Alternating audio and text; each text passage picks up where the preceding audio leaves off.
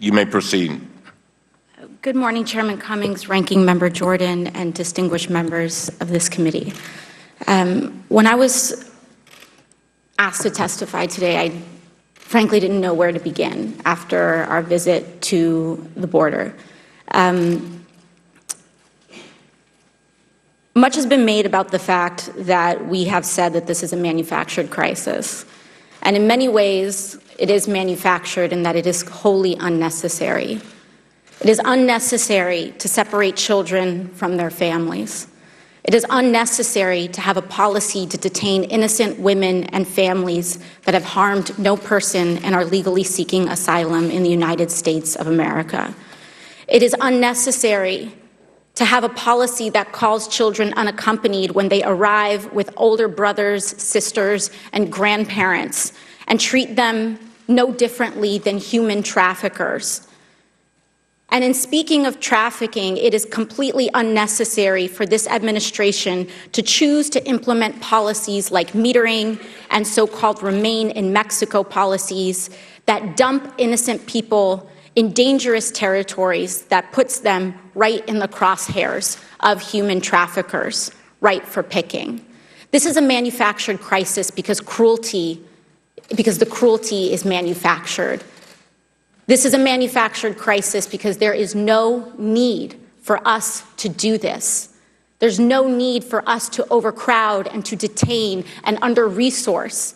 There is no need for us to arrest innocent people and treat them no differently than criminals when they are pursuing their basic human rights. Much has been made about CBP agents in this hearing as well, and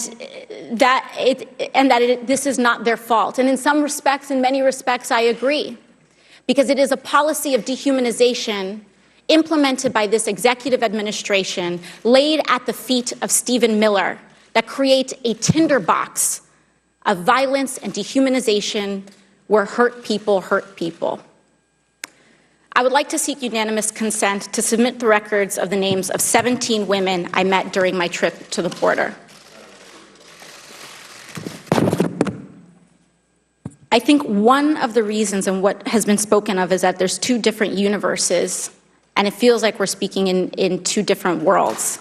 And one of the reasons for that, I believe, is because when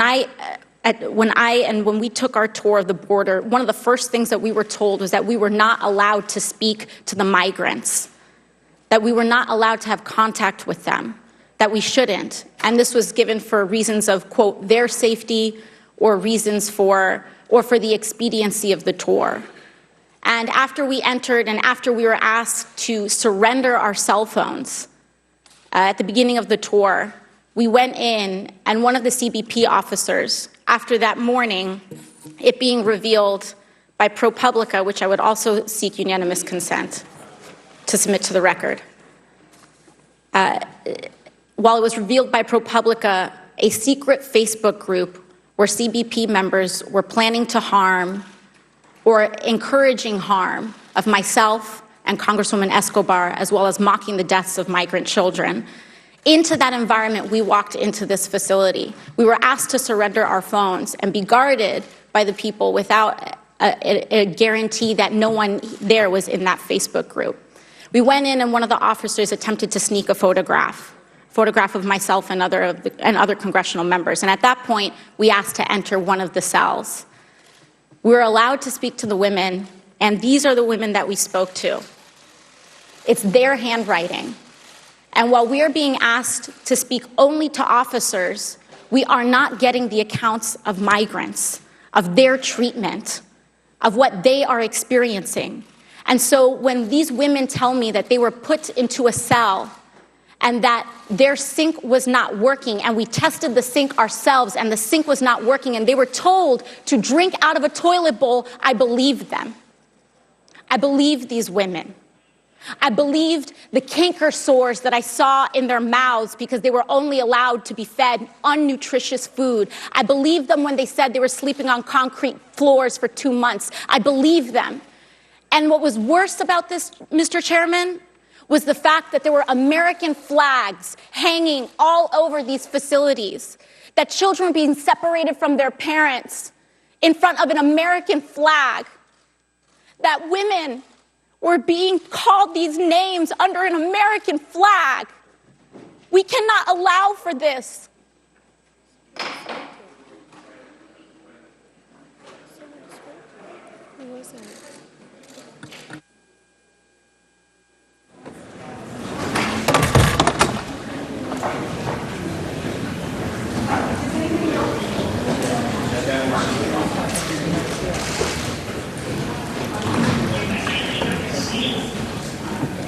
We are not sure exactly what has happened, but there has been some kind of interruption on the side of the hall there. Someone appears to be on the ground. Why that person is on the ground and who it is, I do not know. What happened, we don't know, but it has interrupted the testimony of Alexandria Ocasio-Cortez. She has still not resumed, as you can see. At the very moment when this incident occurred, she was extremely emotional.